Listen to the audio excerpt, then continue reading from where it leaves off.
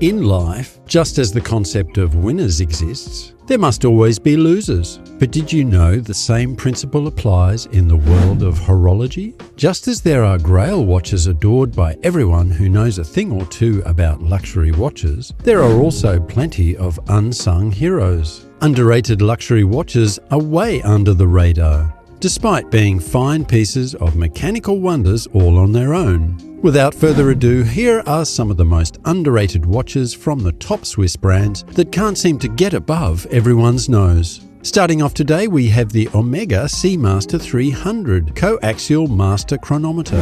Over the years, Omega has created a buzz surrounding its watches, and its marketing prowess is admirable.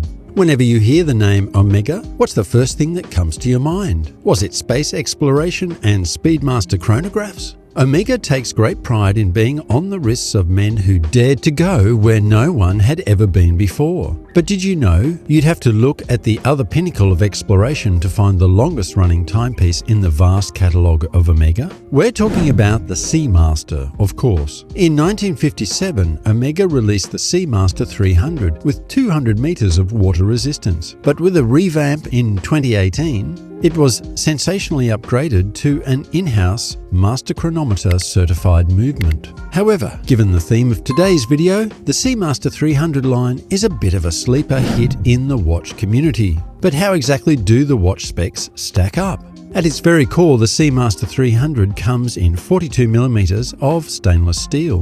While being 13.7mm thick, it also has a 50mm lug-to-lug reading with a lug width of 20mm. As for the case, it looks great. It is an excellent combination of brushed and polished surfaces, including the iconic Omega twisted lug. It has a polished black ceramic bezel with white indices and Arabic numerals every 10 minutes. Finally, if you turn to the back of the piece, you'd find a sapphire case that protects the Omega Master Chronometer caliber 8800. For those who aren't too familiar with the movement, the brand's Metas certified automatic movement features a coaxial escapement and free-sprung balance with a silicon balance spring. It has a power reserve of 55 hours and a frequency of 3.5 Hz. You can get this timepiece for around £5,800. Another watch we have to talk about is the Longines Hydro Conquest 41mm. One thing about Longines is that over time, they've built a solid rep in the field of vintage-inspired watches and chronographs. However, in the case of the Hydro Conquest 41mm, here lies one of the unsung heroes.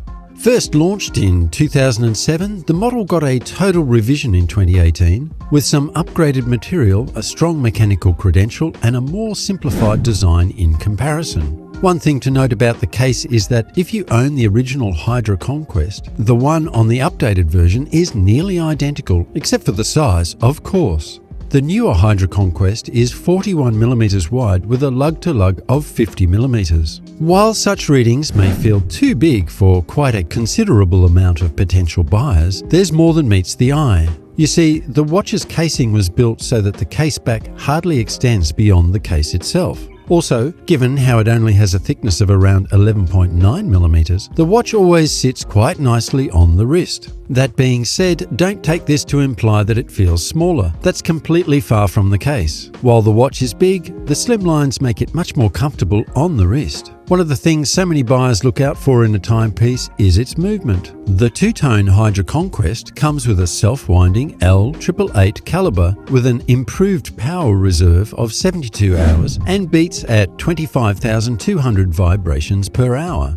As a safety measure to counter magnetic forces, it comes with a silicon balance spring. Getting a Longines Hydro Conquest 41mm should cost you around £1,500. Moving on, the Tissot PRX Powermatic 80 is another typical example of being underrated. For starters, this timepiece measures 39mm in height with a width of 40mm. If you are a lover of stainless steel and don't have this watch already, we think you need to consider getting one soon. The case is made from 316L stainless steel, and just as you probably figured out, it makes the watch highly resistant to corrosion.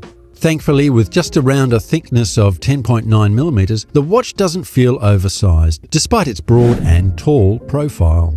The watch's crown is located at 3 o'clock, and interestingly, it is knurled around the perimeter, perhaps in a bid to make it easier to handle. Guys, similar to the original PRX, the updated PRX Powermatic 80 has a more thin, impressive rating of 100 meter water resistance, and while modern technology has grown at an amazing pace with seals performing way better than they did in the 1970s, it would be in your best interest to be cautious as it comes with a push-pull crown rather than a screw-down one.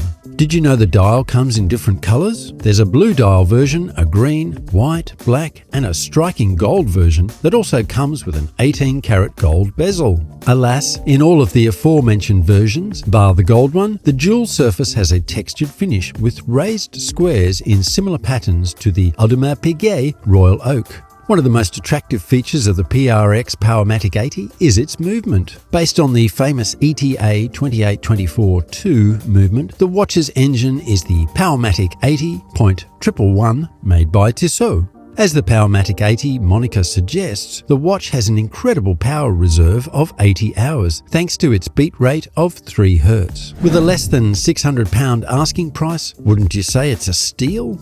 Let's be real with each other. Would this list even be complete without mentioning the Seiko Marine Master SLA 023J1? The Seiko Marine Master 300 was undoubtedly a lot of people's first ever introduction to the more expensive Seiko diver. You may notice some people using the SLA 023J1 in place of the Marine Master moniker, but that's because of the brand itself. You see, the Marine Master name is no longer the official moniker used in Seiko's catalogues anymore. But would that be enough to stop the fans from using it? Well, not really. One of the standout features of the SLA 023J1 is its deep blue sunburst dial. We find it to be attractive. Did you know if you viewed the dial at certain angles, it would change to a black colour? In other lighting conditions, you can see its majestic deep blue colour in all its glory. The timepiece also comes with an anti-reflective coated sapphire glass that many older Marine Master model owners thirsted for.